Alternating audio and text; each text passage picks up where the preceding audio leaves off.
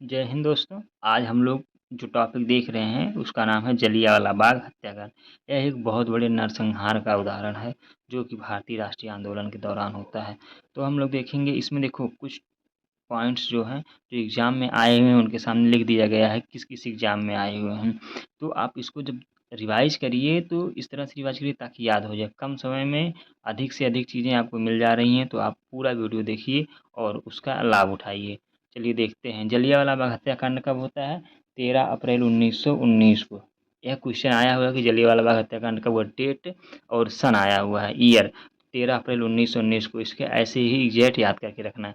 13 अप्रैल 1919 को जलियांवाला बाग हत्याकांड होता है। ठीक है।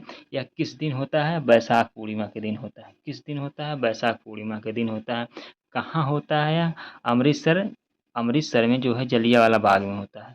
कहाँ होता है यह? अमृतसर जलियांवाला बाग में होता है। इसमें जो प्रमुख घटनाएं क्या क्या होती हैं आपको पता ही है। जलियांवाला बाग हत्याकांड जो है रॉलेट एक्ट जो आया था उसके विरोध में एक जनसभा की जा रही थी तब जलियांवाला बाग हत्याकांड हुआ था। तो इससे पहले कौन कौन सी घटनाएं हुई थी। रॉलेट एक्ट जब आया था तो उसके खिलाफ जो है गांधी जी के द्वारा 6 अप्रैल 1919 को एक देशव्यापी हड़ताल का आह्वान किया जाता है कि सभी लोग इकट्ठा होंगे और जो है अपना विरोध जताएंगे। लेकिन होता क्या है कि 8 अप्रैल 1919 को गांधी जी को गिरफ्तार कर लिया जाता है। 8 अप्रैल 1919 को गांधी जी को गिरफ्तार कर लिया जाता है हरियाणा से इनको गिरफ्तार करके मुंबई भेज दिया जाता है। ठीक है। अब इस दिन इसके बाद आगे जब घटनाक्रम बढ़ती है तो 10 अप्रैल 1919 को एक घटना होता है पंजाब में। डॉक्टर सैफुद्दीन किचलू और डॉक्टर सत्यपाल को भी गिरफ्तार कर लिया जाता है। अब क्वेश्चन आया हुआ है कि डॉक्टर सैफुद्दीन किचलू और डॉक्टर सत्यपाल को कब गिरफ्तार किया जाता है? 10 अप्रैल 1919 को। यह किस क्षेत्र से संबंधित है? पंजाब से संबंधित है। ठीक है। अब आगे फिर जो है इसी के इन्हीं इन्हीं दोनों के विरोध में जो गिरफ्तार कर लिया जाता है तो 13 अप्रैल 1919 को कब? 13 अप्रैल 1919 को जलियांवाला बाग में जो है एक शांतिपूर्ण सभा का आयोजन मतलब लोगों के द्वारा किया जाता है। तो कब किया जाता है? 13 अप्रैल 1919 को एक शांति सभा का आयोजन किया जाता है। उसी शांति सभा मतलब के दौरान जो है लेफ्टिनेंट गवर्नर हैरी उडायर पहुंचता है और गोलियां चलाने का आदेश दे देता है। और उस गोली चलाने के आदेश में कितने बहुत सारे निहत्थे लोग मारे जाते हैं जिनकी लगभग संख्या जो है 1000 से अधिक निकल के आती है। लेकिन जो सरकारी रिपोर्ट है जिसमें लीपापोती की जाती है 379 लोगों की संख्या जारी करता है। कितने लोग घायल होते हैं उसकी कोई संख्या ही नहीं होती है। अब हमको एक बात यहाँ पे ध्यान रखना है। लेफ्टिनेंट गवर्नर हैरी ओडायर ने गोली चलाने का आदेश दिया। गोली चलाने का आदेश किसने दिया? हैरी ओडायर ने। लेकिन 1940 में उधम सिंह ने जिसको मारा था लंदन में 1940 में उधम सिंह ने जिसको मारा था उसका नाम था माइकल ओडायर। किसको मारा था? माइकल ओडायर को मारा था। लेकिन गोली चलाने का आदेश 1919 में किसने दिया था? हैरी ओडायर दिया था। तो इन दोनों में डिफरेंस है।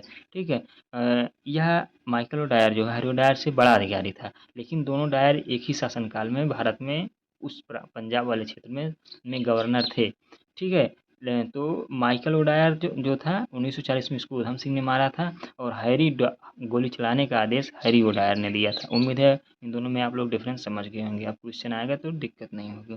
अब इसके विरोध में जब यह जलियांवाला बाग हत्याकांड होता है इसमें निर्दोष लोग मारे जाते हैं। तो रविन्द्रनाथ टैगोर क्या करते हैं अपनी सर और नाइट की उपाधि जो कि ब्रिटेन के द्वारा उनको दी गई होती है उसको वापस कर देते हैं। कौन सी उपाधि वापस कर देते हैं? सर एंड नाइट की उपाधि। यह भी क्वेश्चन आया हुआ है कि रविन्द्रनाथ टैगोर ने कौन सी उपाधि अपनी वापस कर दी थी। तो सर एंड नाइट की उपाधि। यह पूछा गया है सर एंड नाइट की उपाधि किसने वापस कर दी थी? तो रविन्द्रनाथ टैगोर ने वापस कर दी थी।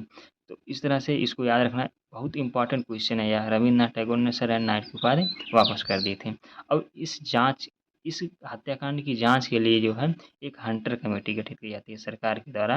हंटर कमेटी की गठित की जाती है। ये भी क्वेश्चन आया हुआ है कि जलियांवाला बाग जांच के लिए किस कमेटी की गठित की जाती है? हंटर कमेटी की। या इस तरह से क्वेश्चन आया हुआ है कि हंटर कमेटी क्या है? जलियांवाला बाग हत्याकांड की जांच के लिए हंटर कमेटी का गठन किया जाता है। इसमें अन्य सदस्यों के अलावा 3 भारतीयों को भी शामिल किया जाता है। वो 3 भारतीय कौन है? एक है चिमनलाल सीतलवाड़, एक है साहबजादा सुल्तान, एक है जगत नारायण। कौन कौन है? चिमनलाल सीतलवाड़ हैं, साहबजादा सुल्तान हैं, जगत नारायण हैं। तो हंटर कमेटी किस लिए गठित की जाती है? जलियांवाला बाग हत्याकांड के लिए। और फिर उसकी जांच के लिए कौन सी कमेटी गठित की जाती है? चिमनलाल सीतलवाड़ हंटर कमेटी गठित की जाती है। उसमें सदस्य 3 होते हैं, एक चिमनलाल सीतलवाड़ होते हैं, एक शाहज़ादा सुल्तान होते हैं, एक जगत नारायण होते हैं, ठीक है।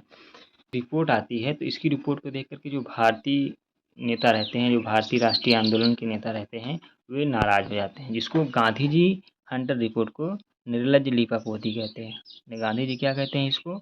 निर्लज्ज लीपापोती कहते हैं। जबकि मांटेग्यू जो उस समय का गवर्नर रहता है, भारत का जो सचिव रहता है, सॉरी, जो सचिव रहता है, वह इसको निवारक हत्या की संज्ञा देता है। मतलब वह ज़रूरी बताता है, जलियांवाला बाग हत्याकांड में मतलब इतने बेशर्म थे कि वो लोग कह रहे थे यह मतलब निवारक हत्या है। मांटेग्यू जो उस समय भारत का सचिव था। और फिर कांग्रेस द्वारा जो है जांच समिति का गठन की जाती है, जिसकी अध्यक्षता जो है मदन मोहन मालवीय करते हैं, और इसमें 9 सदस्य शामिल होते हैं। 9 सदस्यों में गांधी जी भी शामिल होते हैं, ठीक है। तो हंटर रिपोर्ट को गांधी जी निर्लज्ज लीपापोती कहते हैं। मांटेग्यू जो उस समय का वासन सचिव था, वह निवारक हत्या की संज्ञा इसको देता है।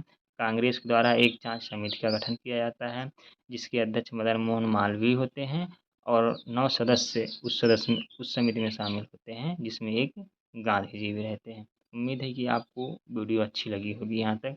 और कम समय में, इतने कम समय में बहुत सारे फैक्ट्स आ गए हैं। आप रिवाइज कर रहे हैं तो कम समय में ही ऐसे ही रिवाइज करिए।